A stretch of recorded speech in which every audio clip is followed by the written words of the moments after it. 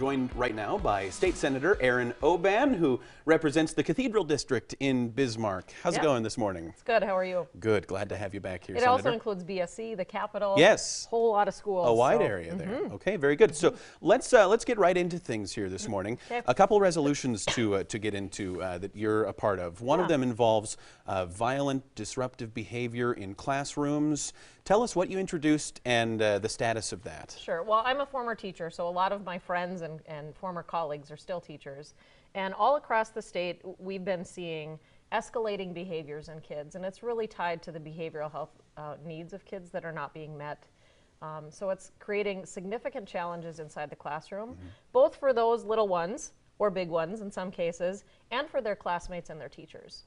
Paraprofessionals, janitors, bus drivers, whoever sort of interacts with those kids, we want to make sure that kids are really healthy and ready to come to school, and that everybody has a safe environment to be in when they're in a classroom. Okay, what's the status of that right now? It has passed the Senate. It's on its way to the House. So at the end of the month, we'll have crossover, and that's when all the bills from the Senate go to the House and vice versa. And so we'll have that debate over in the House after this. Okay, understood. Another resolution would involve asking U.S. Congress, right, to pass the Butch-Lewis Act. Could you tell us what that is? Sure. So the Butch-Lewis Act was introduced in the last Congress. Both former Senator Heidkamp and now Senator Kramer were co-sponsors of the legislation then. And so what that resolution would do was encourage our current delegation to be a part of that in the current Congress to pass pension protections for it's a few thousand North Dakota workers, mostly from blue-collar industries like trucking and mining. And so we want to make sure that folks who did everything right, who paid in to make sure they had retirement security, have that now. Okay, very good. You are also a co-sponsor on a bill having to do with seatbelts, seatbelt requirements. That passed the Senate by a hair. That one vote, that hair, So now crossover, right? Now it's time to see what happens there in the House with that. Yep, so that will go over to the House. We'll have that debate. We'll see what we can do. I think it'll be a challenge over there. Yeah.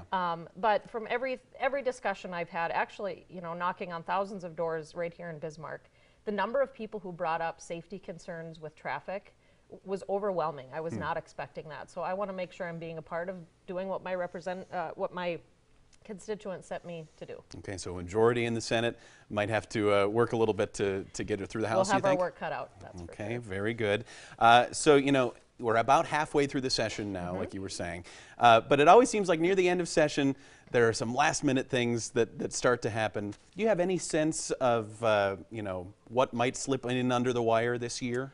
I'm always hopeful that there won't be that sort of contentious last issue.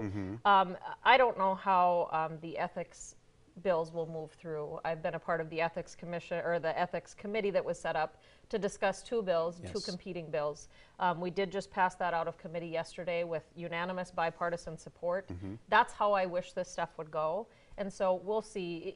We have good working relationships in the Senate. I'm hopeful that same thing is happening over in the House, and that we can come to good resolutions for people and get out of Bismarck, where we want to get our work done and go home to our jobs and our families and meeting with our constituents. Okay, your home is Bismarck. State Senator Erin Oban, the Democrat from Bismarck. How can people reach out to you if they have any questions? You can always reach me at eoban@nd.gov, and my phone number is 955-3188. Glad we could have you in again this Thanks morning, for having Senator. me. Yes. Appreciate it. All right, let's turn to weather now.